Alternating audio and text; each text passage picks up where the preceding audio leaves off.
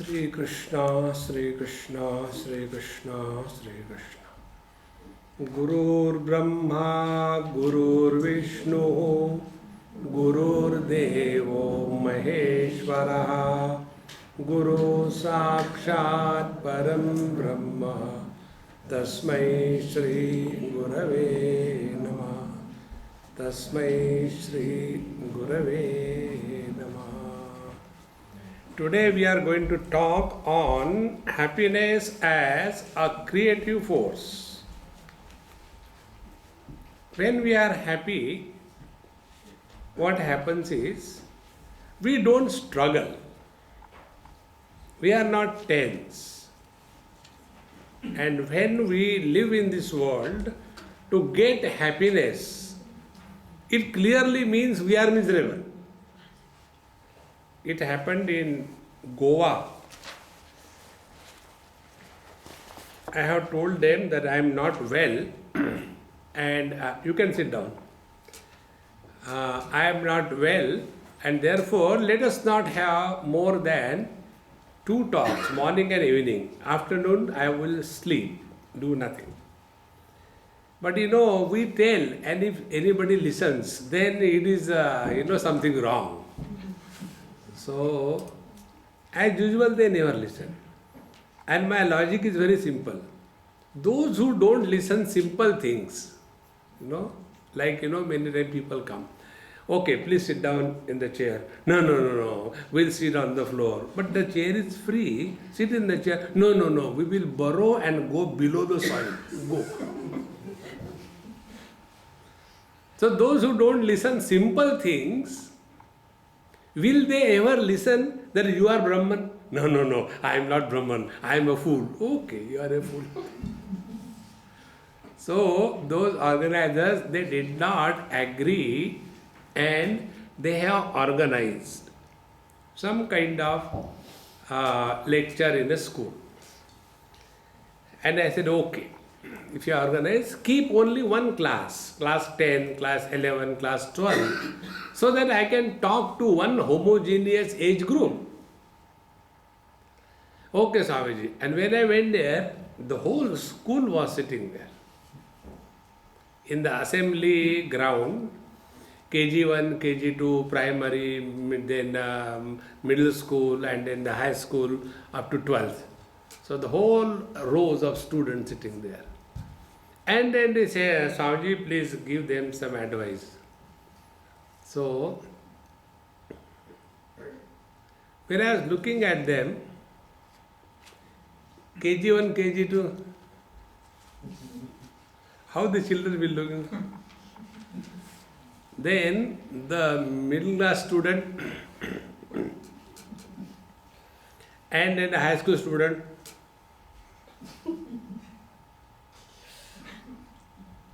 not ready to eye contact. Now I have to talk to such a heterogeneous group. So you have seen when I talk, I look this side, I look this side. So I started talking. Dear friends, this is the audience. See, we are here the audience is different. How can you talk to such an audience? See? Then I thought there is no point in my giving a talk. So the best way is to play. I said, hey, come on, we'll play something. Are you all ready? Yes, immediately. Games are common for everybody. Then I said, look here. How many of you want happiness? Please raise your hands. And all the students raised their hands.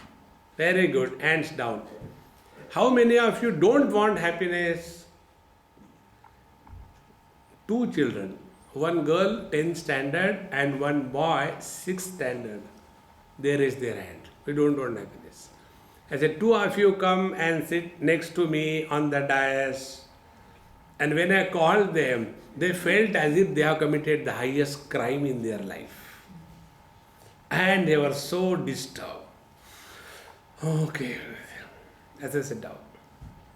And all the other students looking at them, see, fools. And then I said, now our game continues. Please answer. Who wants food? So the one who is hungry, is it not? Yes, good. Who wants water? The one who is thirsty, is it not? Yes. Who wants happiness? The one who is miserable, is it not? Yes. I said, you are all miserable. And these are my two kids. They are happy. Therefore, they don't want happiness. Friends, all of us are struggling in our life to get happiness. See? You got married for what? Don't answer what you got. Isn't there? So we get married to get happiness. What we got is a separate topic. See? Similarly, the one who opts for a divorce, what for? For getting happiness. So we get married for happiness, we get divorced for happiness. One person eats up to the nose for happiness, the other one observes fast for happiness. See? The one doesn't take bath for 1 week. The other takes bath twice a day. Both of them are doing it only for happiness. See, friends, in short, all our activities or withdrawal from the activities is essentially directed towards getting happiness from the world, is it not? And all our life is only this struggle. See, we go on imagining, if I, study, if I get good marks, I'll be going to college. So you study hard and you get good marks. Do you think that it is happiness? Again, now college admission, this college, that college. If you get lots of options, again misery. Whether to select this or that. If you don't get admission, again misery. See? Many of you have left India and come over here. I will not fill in the gap. That is your personal aparokshanubhuti, isn't it? See, friends, in this manner we are all throughout our life doing only one thing. Fulfill the desires and become happy. This is only one equation we all know. See? And we have never learned from our own experiences how many desires we have fulfilled till date. One, hundreds and thousands. But have we discovered real fulfillment in life? Because the equation is wrong. Our equation is fulfillment of desires is equal to fulfillment in life. And this is where we go wrong. See, friends, in Bhagavad Mahapuran, a story comes. The great King Yadu, in whose dynasty was Bhagavan Sri Krishna born. So, this King Yadu, he was moving on the banks of Ganges near Himalayas, and he saw one Avadhut, Bhagavan Dattatreya, in the disguise. He was very comfortably lying on the bank and very cheerful and happy. So the king said, "Sir, what is the secret of your happiness? You don't have kingdom, you don't have wives, you don't have children, you don't have army, you don't have wealth, you don't have anything in this world. How come you are so happy?" He said, "Therefore I am happy." Our understanding is, if I get something, I will be happy. See, friends, and such people that we are. Our whole life is only a struggle to get happiness, and in that struggle we are exhausted and tired. We are bitter and miserable. If our desires are not fulfilled, how angry we become? See. Therefore, friends, let us understand the basic principle. The most miserable search in life is the search for happiness. Don't search happiness. See, then what is to be done? A very simple technique. And the technique is, instead of doing anything for getting happiness, Let us do everything happily. See the difference? When the food comes in front of us on the table, the children, and they go on devouring, they go on eating, but all the time, see? Such people, even if they eat the whole buffalo intact, yet they will be agarbatti. See? Because they are not cheerfully eating anything. The life is so simple, friends. The big words that we hear in Bhagavad Gita, Upanishad, Vedanta, those big words frighten us. Let us not get frightened by that. Life is very simple. What is the simpleness in life? Whatever you do, if you do happily, you are following Karma Yoga. Karma Yoga is not doing something very extraordinary. Whatever you do. You get up in the morning, get up happily. Oh God, again, see? You know, in USA there is a chain of hotels, TGIF, you know that? Thank God it's Friday. Because they start from Monday, work up to Friday afternoon. And when the Friday afternoon comes, all of them are so happy because Friday has come, weekend has come. They enjoy the weekend. And then come on Monday to office. How they come to office? Weekend they have enjoyed. They become weakened and come to the office on Monday.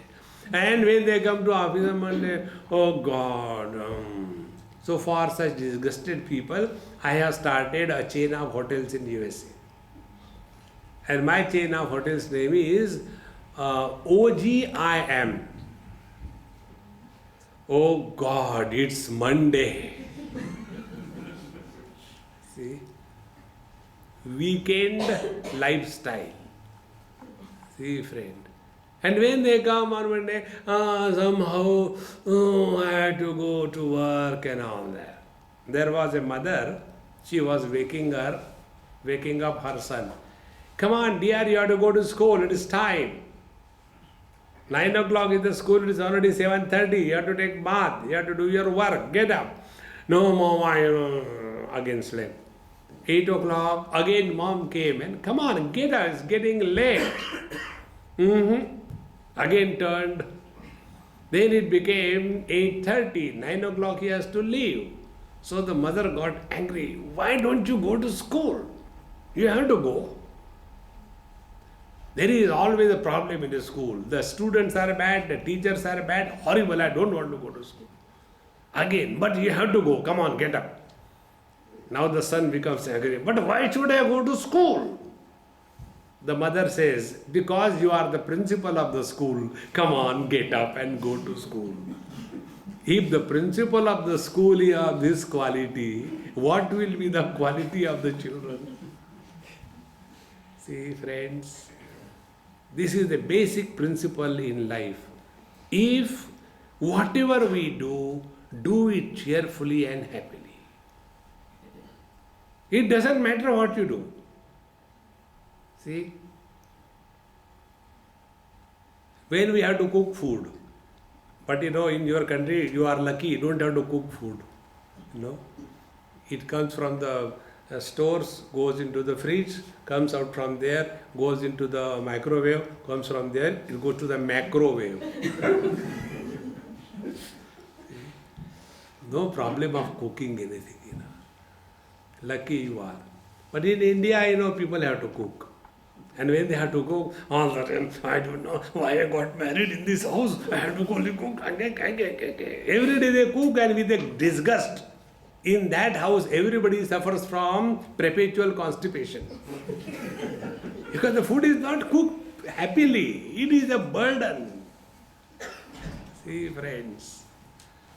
And whenever you are happy, you are a creative force. A happy person cannot be destructive. Can I say to my girlfriend, darling, I'm so happy today, I want to pluck your head and throw. Nobody can do that. Therefore, two principles. First principle is, don't do anything in your life to get happiness. That is the beggary. Rather than that, whatever you are doing, do it happily. When you do anything happily, the following things happen. Number one, you are not tired. Number two, you are not bored. Number three, whatever you do is not a burden. And number four, and the most important thing, in every action, be very attentive. At the time of doing, if we are happy, we can never be miserable in life. See, what we do? We do a particular job, then expect, afterwards, when I get the results, I will be happy. Means what I have done? I have postponed my own happiness. So those who postpone their own happiness, even God cannot make them happy. If the God comes, come on, I am distributing happiness, not now, afterwards. Think. Now see the mechanics. Can we ever live yesterday? We cannot. Can we live tomorrow? We cannot. We have to live today. Similarly, can we act yesterday? No. Yesterday we acted, past. Can we act tomorrow? No, we cannot. Tomorrow has not come. So we have no choice but to live in the present. Second thing, we have no choice but to act in the present. Now the third thing, if every action is that of an expression of joy, can we ever be miserable in life? Discover this mathematics. Such a person is never tense, full of joy and ideas. And such a person is able to bring out the best in him. See, in him/her. All the her started looking at me. Why only him? See, friends, therefore, happiness is a creative force. If this is the principle we have adopted and accepted in our life, what will be the net result? The net result will be, we will be ever inspired in life. And we are no more living as a labor in life. When we are living as a labor, then we are tired, isn't it? The life becomes mechanical. And whenever the life becomes mechanical, you lose charm in life. See? When somebody goes to work, 9 to 5, go to the office, the same thing, saying the thing, come home, tired, again. There is no charm. Because life has become mechanical. And in happiness, there is no repetition. Happiness is a continuous experience. It is not a broken experience. And therefore, when we adopt this principle that happiness is a creative force, thereafter, once we start following in every step in our life, life becomes a play. It becomes a joy. See? So this is what is really meant by Karma Yoga. Now the second thing. The second part that we are all told, you should be devoted to God. How are we devoted to God? Our devotion is signing an MOU. You know the MOU? Memorandum of Misunderstanding. So we sign an MOU. We go before the Lord. Oh Lord, yes sir, the Lord says. You have got infinite powers. I know that. But you don't have any single desire. That also I know. Then, here I am. I have got infinite desires, but no power. Then what do we do? Let us sign an MOU. Your power, my desires will come together and you bless me by fulfilling my desires, isn't it? This is our devotion. See, whether we go to a doctor for getting medicine so that we are liberated from the diseases, or we go to a Mahatma to get a blessing so that our things are sorted out, or we go to the God and temple asking this thing, there is no qualitative difference. It is the same bakery. And then we say, I have done so much for God, but God has never looked after me. See? So it is a bargain. So be very attentive. When we are devoted to the Lord out of joy, see, and the devotion to the Lord is in the form of reverence for the Lord. Now here is another important principle to be understood. Whenever we respect or revere anybody in this world, we are benefited, not the world. Like we go to the temple and there is one idol of the Lord kept over there, and then we stand before the Lord and he is standing there in this pose. Do you know the meaning of this pose?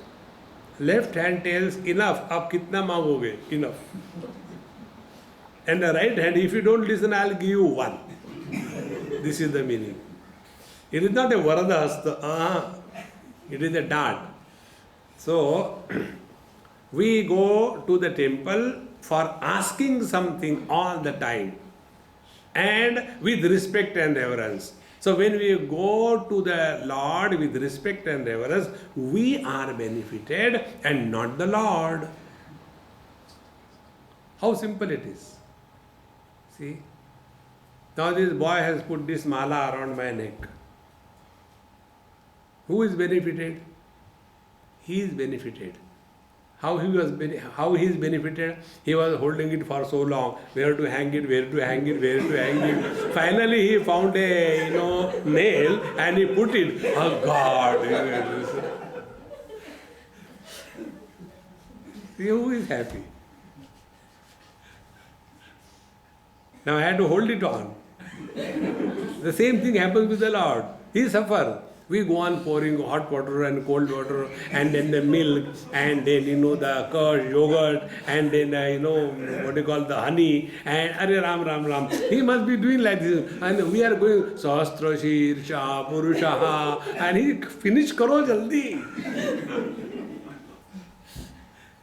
See friends, when we respect and revere anybody in this world, you start your interaction in a most beautiful manner. See, whenever you respect and revere somebody, how do you address? See, we address a person whom we respect respectfully. See, suppose I call him Mahatma Ji. After that, what will be my expression? Can I say, Mahatma Ji, ek aisi lagaunga na? Can I say like that? No. The moment we respect and address respectfully, our whole attitude, our expressions, everything changes. See, friends. That is why, Punjabis, they add G after everything. More than Punjabi, Bengalis. Mukherjee, Banerjee, Chatterjee, Refugee, Parleyjee. All respect. There was a child, a Punjabi child. He told his mother, Mom, some man has come. So that person went and she said, my dear child, you should not talk like this. You should add G to respectfully mention somebody. Okay? Yes, Mummy Ji, I have understood G. After some time, again he shouted, Mummy Ji, go and close that door, it is banging. Last person, hey girl, you get up. Okay. So, that Child tells Mummy ji, Anji beta ji, आंगन जी में भैंस जी ने गोबर जी किया जी. See, respectfully. Whenever we respectfully interact with the world, our devotion is in the right direction. Friends, if we worship God in the man-made idols, can't we suspect His presence in His own creation? See, it is true, we should have all those things. They are required. Because we are still in KG1, KG2. But does it mean that there we have to stay whole life? Therefore, if we are a devotee of the Lord, a devotee of the Lord is ever interacting with the whole world with respect and reverence, and as a result, he is cheerful and happy. See, that is what is called as prasad buddhi in devotion. In the second chapter, Bhagavan says, prasade sarva dukkhanam hanirasyopajayate prasanna chetaso yashu buddhi parjavatisthate. Prasade sarva dukkhanam hanihi upajayate. All our miseries are diluted and deleted if we have prasad buddhi. Now, what is the meaning of prasad buddhi? Now, understand it very simple way. When we go to the temple, somehow you are getting late, you reach there. And when you reach there, Aarti was just over. And you didn't know also that it's a Aarti time. It was over. And you go and you get prasad.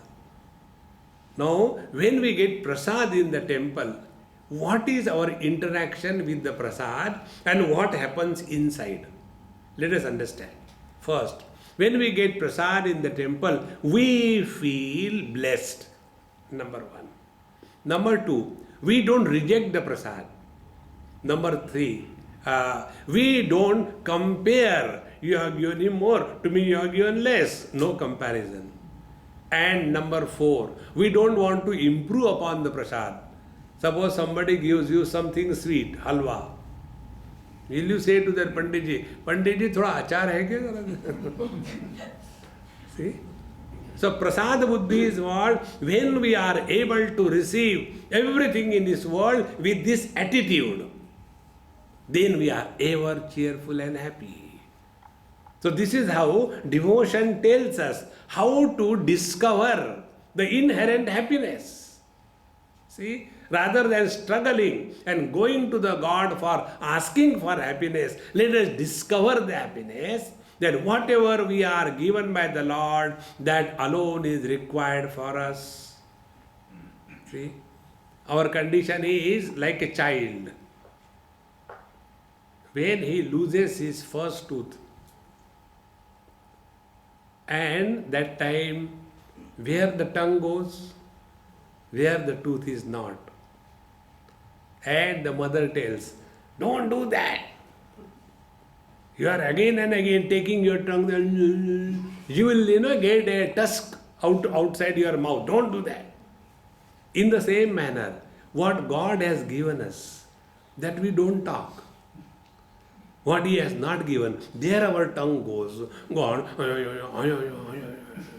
Sri Ram. See, friends, therefore, prasad buddhi is living in His care with zero complaints. No complaints. Whenever we complain, we are miserable. See, can we say, I am happily complaining that I am miserable? You cannot.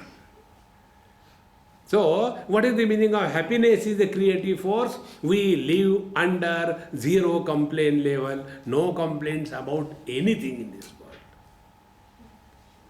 See, to get rid of this complaint phobia, there is a very simple technique. Try. The technique is write off your rights. See, when we write off our rights, there are zero expectations. And if we don't write off our rights, we will be written off by our own children. and they will perform our rites when we are right away alive. Write the spellings correctly. There are too many rites in that. The rites may go wrong. See, therefore, devotion is developing this understanding in our life that we are here to express the divine joy. You know, the other day the Lord met me and He told me. He said, I am searching for an accommodation. So what kind of accommodation do you want, sir? 2 bedrooms, 3 bedrooms, attached bathlet, what do you want? He said, I wanted a house which is empty. Means what? Means I want those hands which are free, which are not working for selfishness. I want that tongue which is not only talking about oneself. I want those legs which are ready to go anywhere according to my command. In short, when the small little I disappears, the divine starts expressing through us. So to be a devotee is to be happy. And when we are happy, then alone the Lord will choose us. Suppose you want to get some work done. See, to whom will I approach? First, a person is capable, and second, the person is willingly, happily able to help. There are people who are willingly, happily able to help, but they are not capable for anything. So what is the use of such a burden? But there are people who are capable, but they are not willing. So in the same manner, the Lord is all the time in search of such ones who are capable and willing. To be capable is to follow the path of Karma Yoga. And willing is to follow the path of devotion. When these two things come together, happiness is at its peak. See? And for this one important thing I'll tell you, there is a friend of mine in Bangalore. He's now must be about 73, 74. About 15 years before, he was in Bombay, working with some international company, a top executive. He got retired. And on the last day, his wife has invited me for dinner. And then she told me, Swamiji, my husband retired and we are thinking of shifting to Bangalore, leave Bombay, and like that was going on. Then he said, Swamiji, I want to come and be with you now hereafter. I will be in your ashram, I will take care of your everything, your washing clothes, cooking food for you, everything. I will stay with you in your ashram. I said, to protect myself from you, I have no ashrams. That is the only thing I don't have ashram, so that I don't have to be a watchman, keep on watching who has come, who has gone. No. Then I said, you really want to help me? I'll tell you that job you do. What is that? Whatever is your expertise, work in the same field. You have been working for yourself. Now don't work for yourself. But will I get a job? I said, that's my responsibility. You will get a job within 1 month. Apply 2-3 places, you will get. And as if God wanted, he got a job in Middle East, very fat salary job. He said, Swamiji, I got a job. What do I do? I said, how much your salary? He told, in 5 digit, so much. I said, very good. I grant you 50% allowance. And 50% you give it to those things which you have dreamt in your life, that you can do something for the world. Don't give it to me. I will eat away. Those people who are already engaged in this work, just go and help them. And see what a joy it is. He started doing it. And within a period of 5-6 years, he completely 100% changed. Now at this age, He is so cheerful and happy. Swamiji, I don't know how to thank you. You have given me the key of real happiness in the old age. Normally in the old age, jaun to jaun kahan. The time is killing every moment. We get up in the morning, oh God, now again 12 hours I have to leave. Then what to leave? Bahu, breakfast में क्या बनाया? What did you prepare for the breakfast? Eat my head. You know, I am a vegetarian. When we have nothing to do, we can think only about eating, nothing else. See, when you go by trains, the moment you get into the train, what happens, dabbas open and the stomach is filled. Whether you are hungry or not, we keep on eating. Exactly this is what happens when we are not busy. Friends, the most miserable period of our life is when we have got excess time at our disposal. And then we get into depression, frustration. Children are never depressed because they don't have time to get depressed.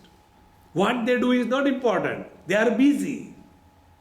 And for us, the elderly people, there is nothing to do, and then what I should do, and therefore then old things you start remembering, and then you want somebody to constantly listen to you. See?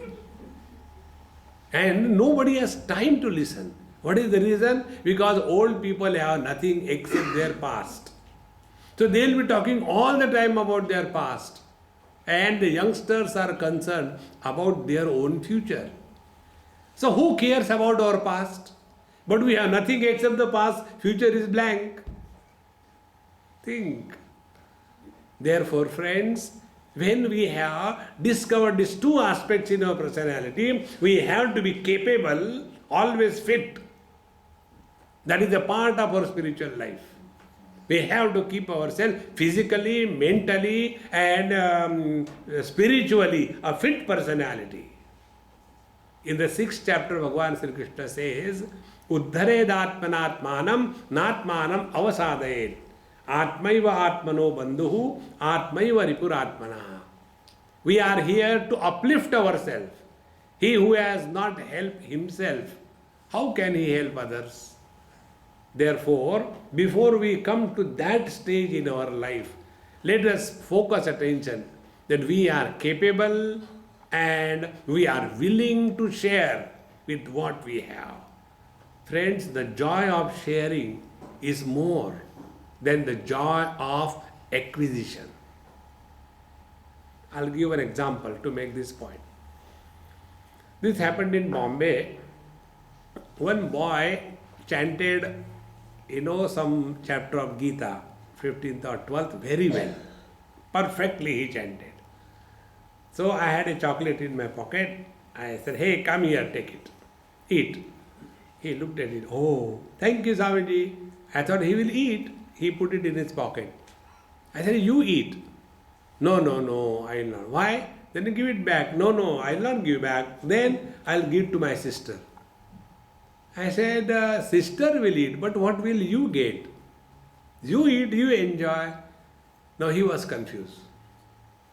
He said, Swamiji, do you have a sister? I said, no, you will never understand. I said, why I will never understand? What will happen? See, when she will eat, then she will be so happy. I said, yeah, that I know, she will be happy. What about you? I don't know how to tell you. See what he meant. He will be more happy when he sees his sister is happy, is it not? Friends, when we get the things and we are happy, we are ordinary folks. And when we discover happiness in giving to the people, to the world around us, then the real divinity expresses through us.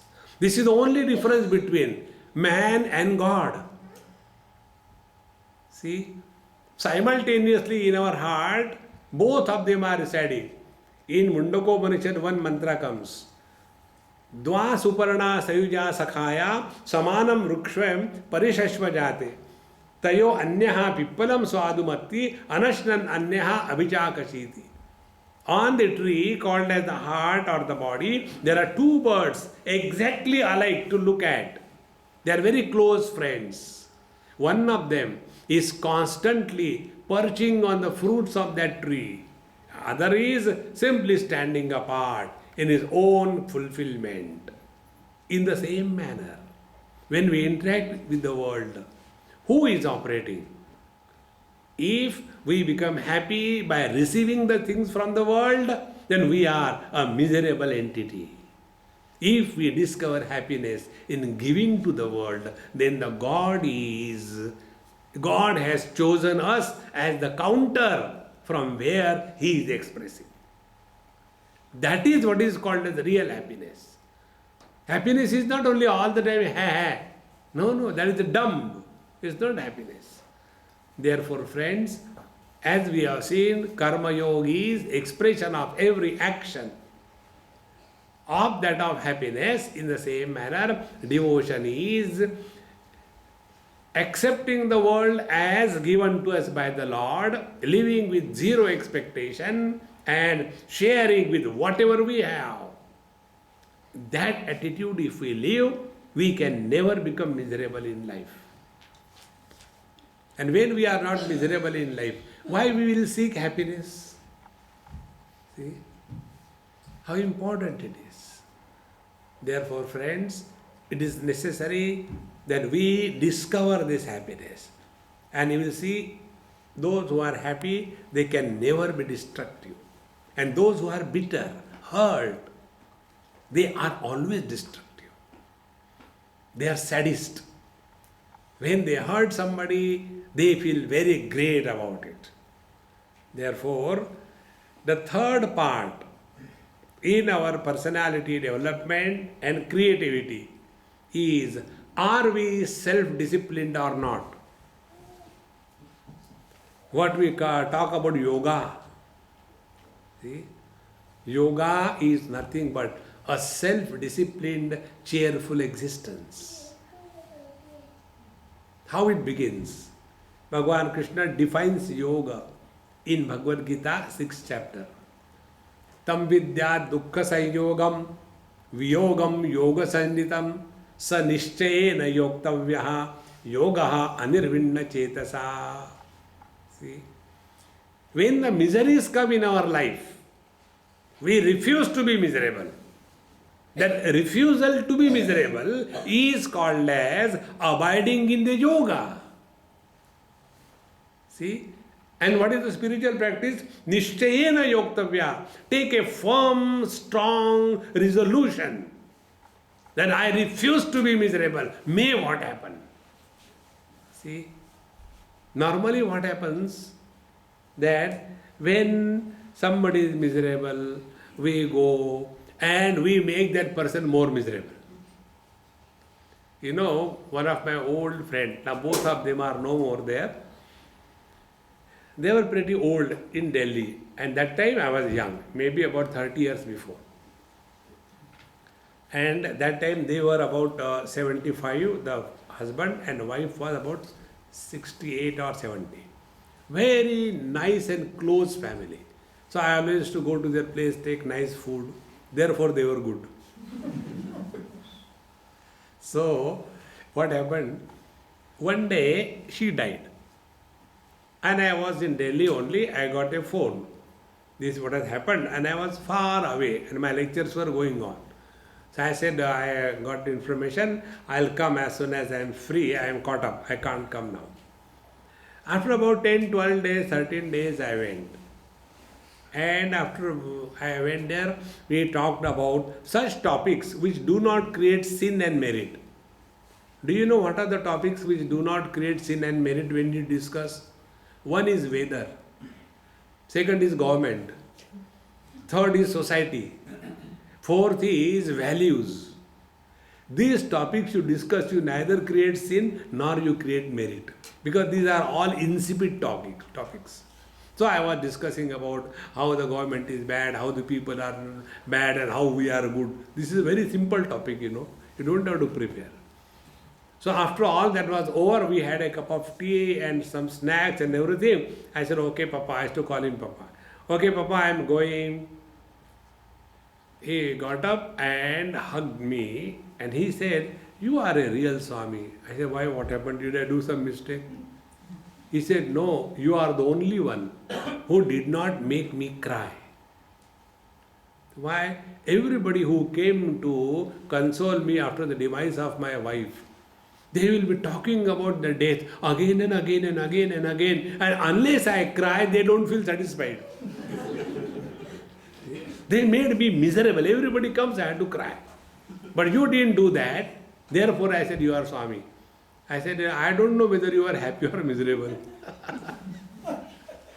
So, how can I say that you are miserable? Maybe you are happy, who knows? See, friends, when we are going to meet someone miserable, it is our duty to bring him out of the misery, not to remind him again and again, hey, you are miserable, don't forget. Miserable. No, no, no. That is not the way. Therefore, according to Bhagavan Krishna, yoga is refusal to be miserable. Let the miseries come in life. See? The cause of miseries can be attributed to so many things and beings. I can say the cause of misery is heavy rains, or some fire, or electricity failure, or wife, or husband, or children, or office. So many causes we can attribute. But we are all miserable by our choice. This freedom is given to us. See, when you get into any country through the immigration, you must have seen there, they give you a form and you have to tick mark. And what are the questions asked? Are you a terrorist? Who will say yes? See? Then, are you convicted criminally? Then, are you carrying any drugs with you? So, all dumb questions. In the same manner, when we were pushed in this world by the Lord, we got into the immigration queue. And there we are given a form. And it is written there. You are going in a place called as world, which is nothing but miseries. Question. You want to become miserable? 2 boxes. Yes, no. And those who have tick mark, yes. They are miserable by choice. See, friends, who doesn't have problems and miseries in life? Except one. And that is a dead body. See? If you have got problems, congratulations, you are still alive. See? Therefore, yoga is this discipline. Other things, okay, you do that. But the foundation of the yoga is this. Tam vidya dukkha sanyoga viyogam. When the miseries come in life, refuse to be miserable. See? And for that practice is very simple. Nishchayena yoktavya. You have to be firm that I refuse to be miserable. May what happen? See? It is a question of only practice, nothing else. And in this manner, when we practice yoga as a self-discipline, then what will happen? A person who is not self-disciplined, he cannot achieve success and happiness either in the outer world or in the inner world.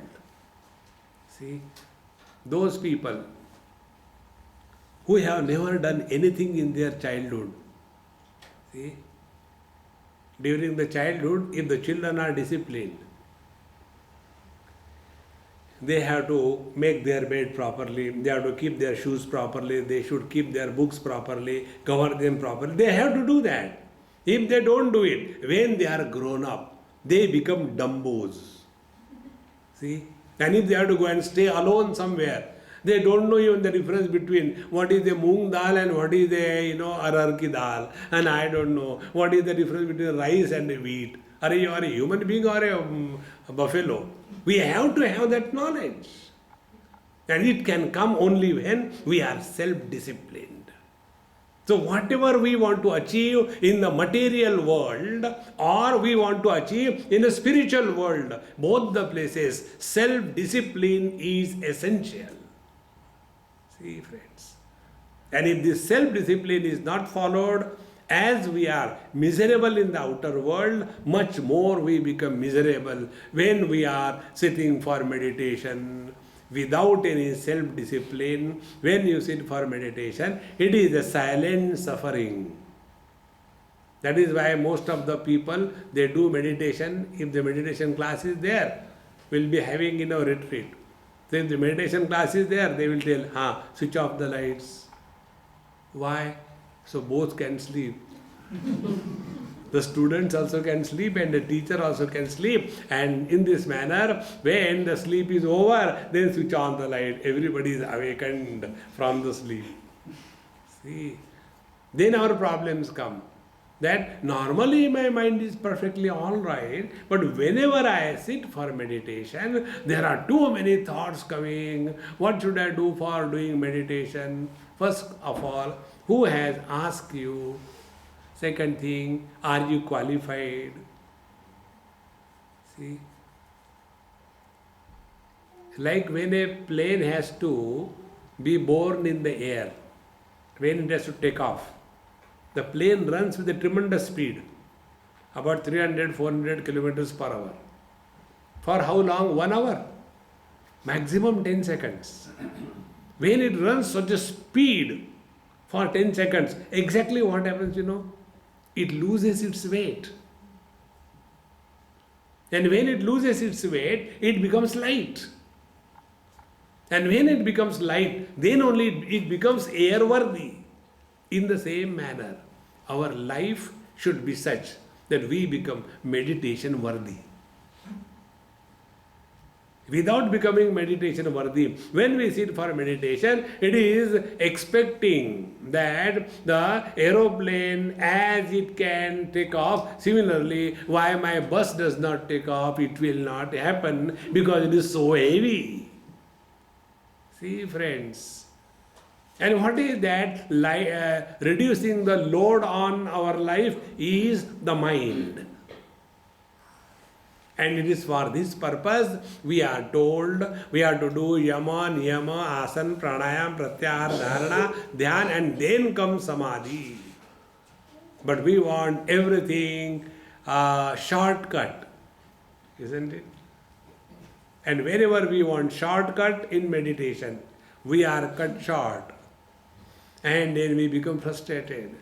See, I don't know, since I started doing meditation, I get tremendous headache.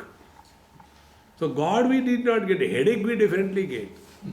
Because we are going the wrong way. Therefore, friends, real happiness is remaining a disciplined person. And when we are disciplined of our own choice. Now see, all of you have come here. Now all those of you who have come on your own, you will not get bored.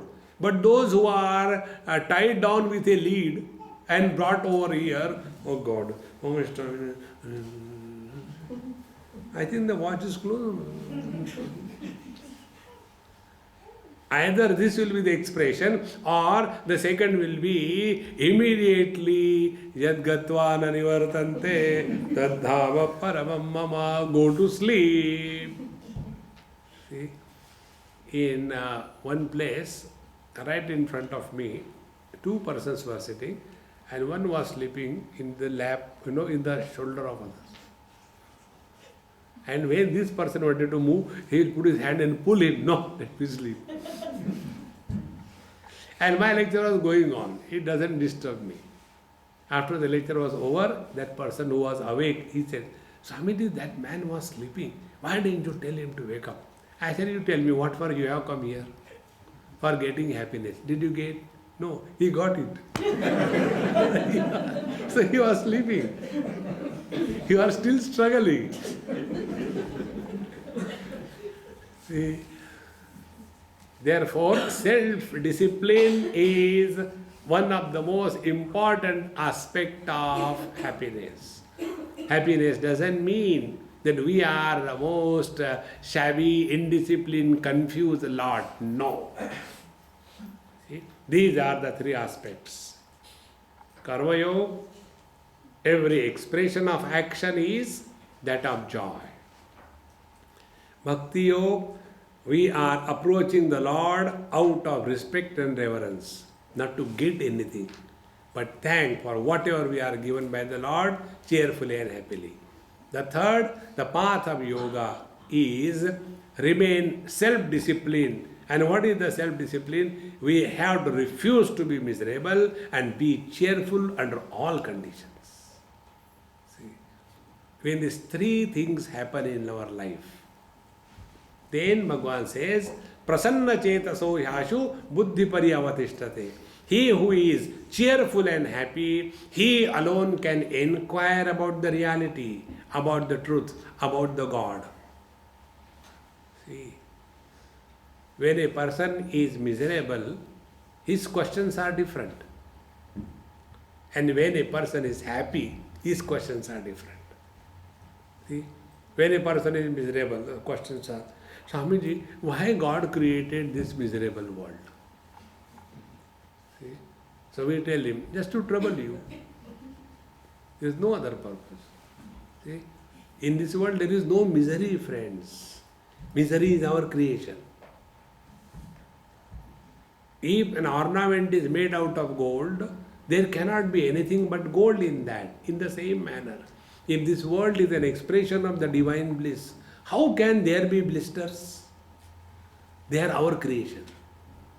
So whenever we are miserable, understand the hood of our ego has surfaced. Now such a person who has lived through his life, now he has become qualified for study of scriptures. See, for us spiritual life means what? Spiritual life means to be goody-goody, or try to once in a while go to the temple, ring the bell, destroy the peace and give something and ask much more in return. Oh Lord, I have given you ₹100 ka peda. Kindly see that I get 10 crores of lottery. It's just an investment. And we go before which Lord? That Lord is purchased also through bargain. See, we go to, ये कृष्णा कितने का है? This is 21,000. 21,000? Oh, too much. No, I can't take it. Babaji, please come. Let us ask. How much you want to pay? 21,000. I can give you 21 rupees. No, not like that. And finally, we agree with 101. And he also gives because that is the value. And after we get that Krishna at home for 101, from 21,000 we bargain. Now to that bargained Krishna we say. Again. And that is our devotion, friends.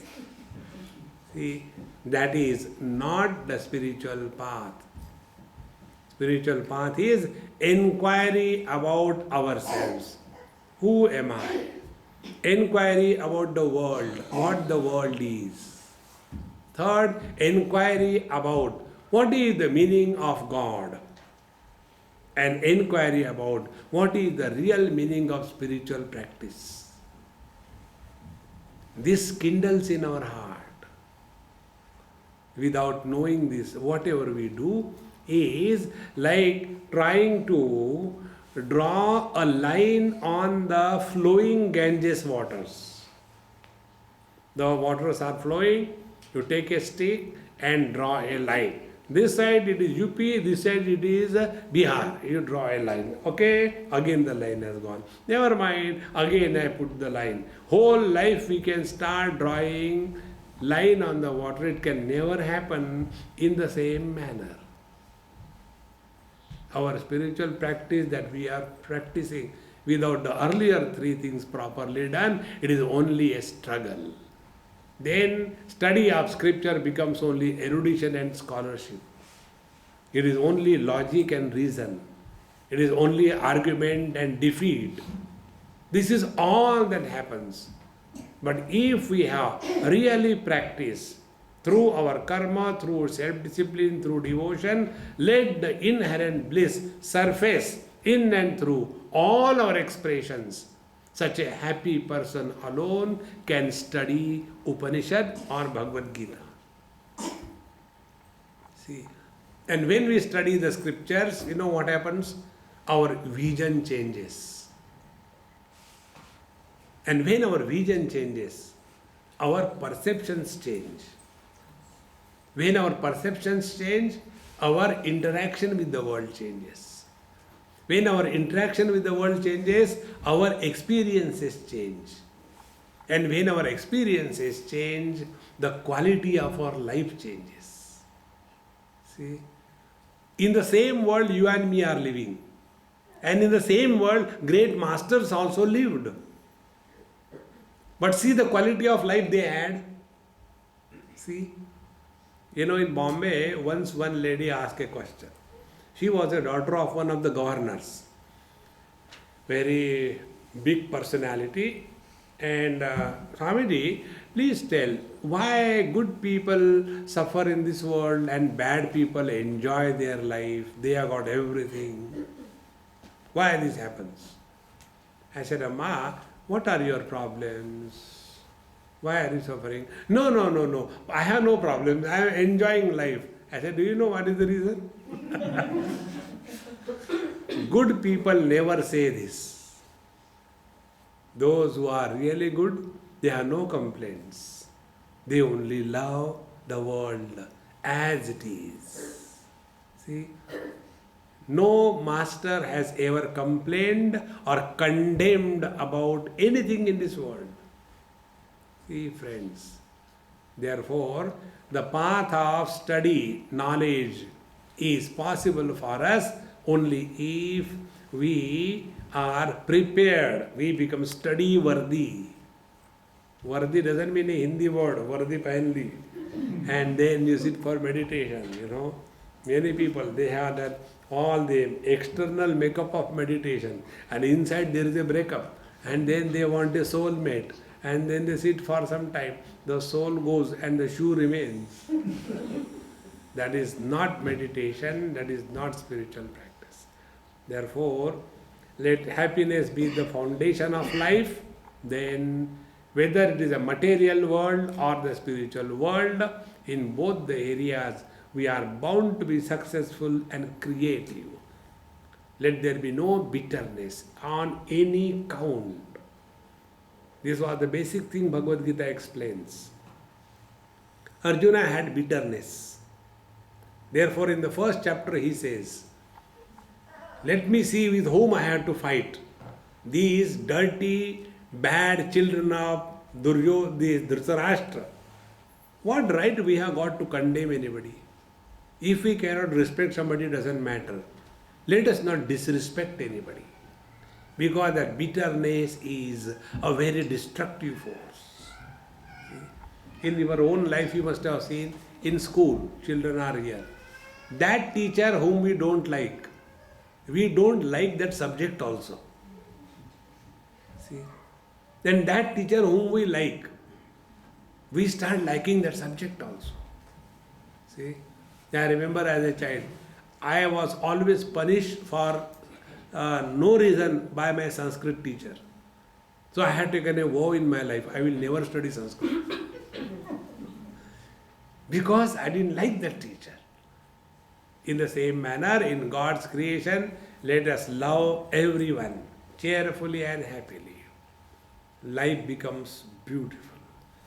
Om Purnamadaha Purnamidam Purnaat Purnamudachyate Purnasya Purnamadaya Purnamevavashishyate.